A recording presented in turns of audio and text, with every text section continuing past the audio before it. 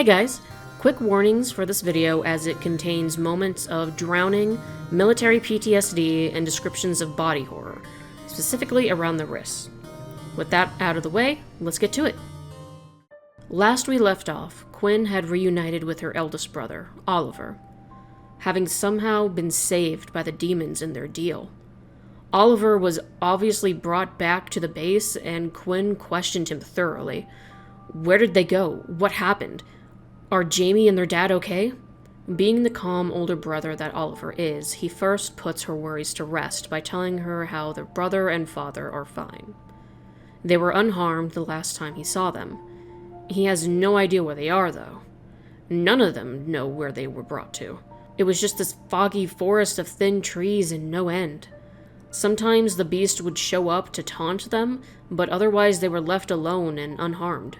The only thing he remembers is the beast mentioning that Quinn has to complete the trials for them. He looks to Quinn and asks, "What trials do you have to do?" Quinn doesn't have an answer. She doesn't know either. Being unable to answer these questions, they both decide to table it for now and just spend the night in each other's company, happy to see part of their family again. From there, Oliver is made part of the Atlantis division, being put under the social specialties as he's very charismatic. But he is made to stay at the base under strict view and protection, so he is not able to travel with the group as they fly out to California for the second half of the tablet. The team then goes through a very classic movie sequence of robbing a museum, and no, we didn't worry about the consequences of a major theft, because I had bigger plans for them. Plans like the whole team being transported to a different realm as soon as they put the two tablet pieces together. Just freaking whoop! Drop them off. As they all suddenly show up in a dark, grassy clearing, it is dry and gray. The tall grass looking as if they were charred by fire. The sky appears covered in dark clouds, and there is a shallow creek of cold water in front of them. They find themselves unable to pass through the grass as it ends up cutting them like knives, so they have no choice but to walk through the water. However, that didn't go as they thought it would either. As the group stepped on the water, they find that Adelaide is able to walk on top of it. Quinn is also able to walk on top of it, her feet only sinking in about an inch. Mateo sinks even further, the water coming up to his knees.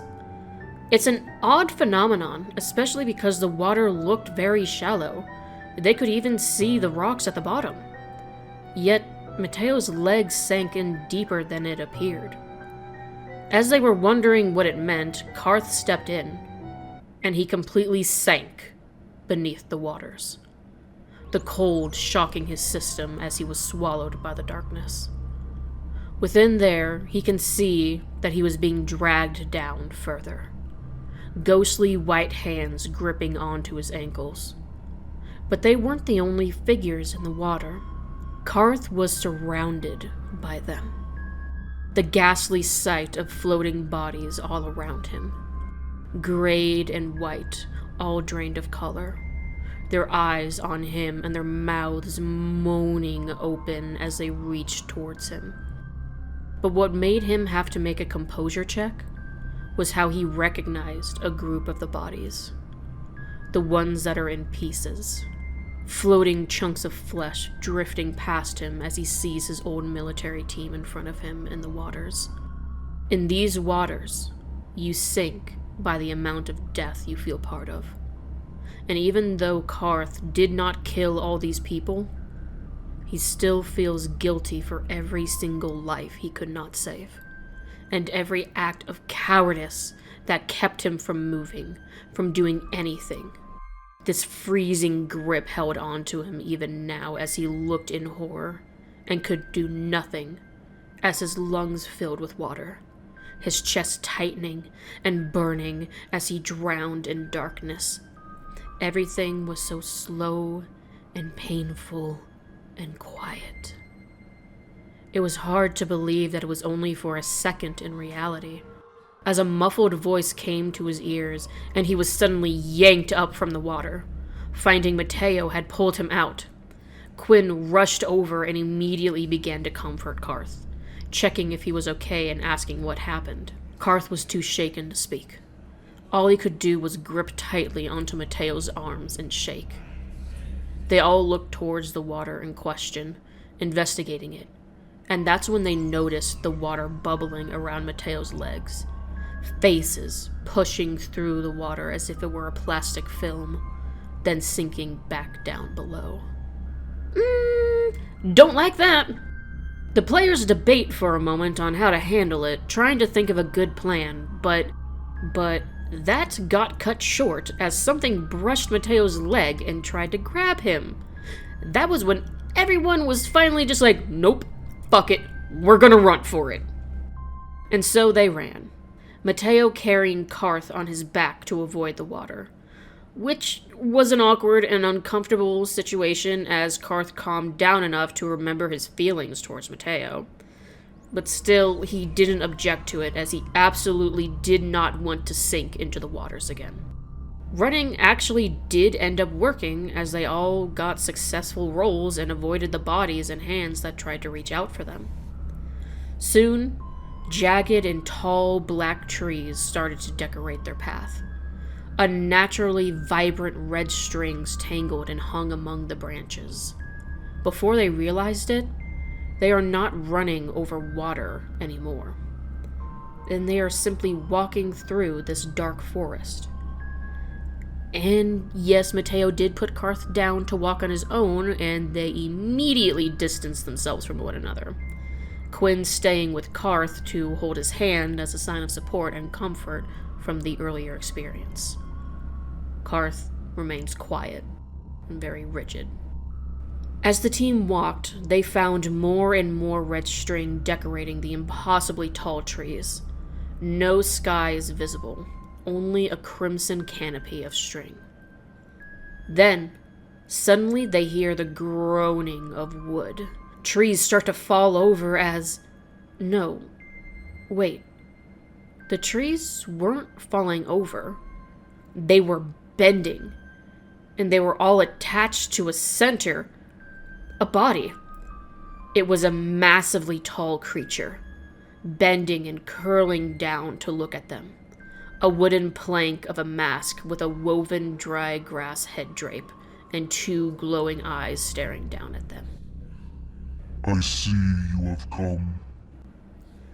The voice is deep, gravelly, and droning, just like the charred earth below them, coming from all around them, yet still focused on just this mask. Its head tilts, never looking away from them, as its sharp and thin, branch-like fingers dig into its own wrist, and begins to pull out a long, glowing red vein. It tugs the vein, stringing it out, and then, with a snap, and everyone can feel a lurch in their stomach at the sound. Their nerves are now on edge in anticipation as they stare up at the being, unsure of what it will do. But it just simply stretches back up and hangs the string over some branches before bending back down towards them.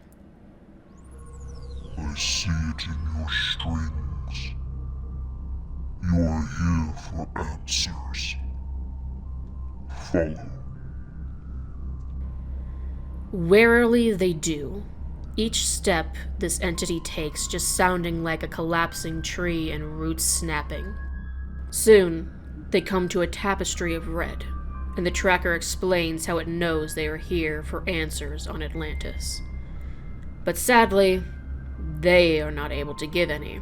They are forbidden to ever speak on it since Atlantis was locked away. The team tried to beg them, but the entity stood fast, literally unable to tell them. However, they can direct them to other entities that can help them. They see it in the strings. So they ask who the people are, and the tracker lists off 3 people. 1, a dragon goddess that has locked herself away. The one that saved herself and her people from the calamity of the second era of the world. she would still have her memories, so she could help.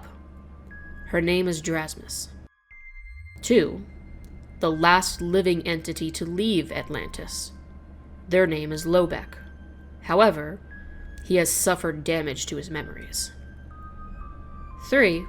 The last one is a man by the name of Ansin. His string is an odd one, however. Now, it was probably because of how often this dragon goddess has been mentioned and the fact that Quinn feels like she can learn about her flower from her that they chose information on her. My players just sensing my GM pushing and finally giving in to me. Still, I don't really know why they completely ignored this other information. But they did immediately choose information on Drasmus. And this would be the last time they have to choose someone to chase after. Like, pulling back the curtain here a bit, this is where I kind of talk about, like, my little GM thing again. This was a mistake of mine when I first ran Atlantis, because when I first ran Atlantis at the beginning of the campaign, I didn't have plans on how they would actually find it. And so for the beginning season, the fault of mine was that I just basically had them on a wild goose chase for most of it until I finally figured out what to do. Which was fine, people were having fun, but still, as I retell the story, I can just, like, feel frustrated with myself because it just feels so pointless and directionless, which it was. But, you know, I've learned from that. Anyways, the goose chase ends with this dragon goddess. As the tracker grants them sight of her location and how to get to her realm, the team is exhausted and exasperated. But they take this information and they steel themselves as they head into the finale of Season 1. And we will head into the end there. Thank you all for watching. I hope you enjoyed. You know the drill. Until the next one, keep your heads above water. Bye.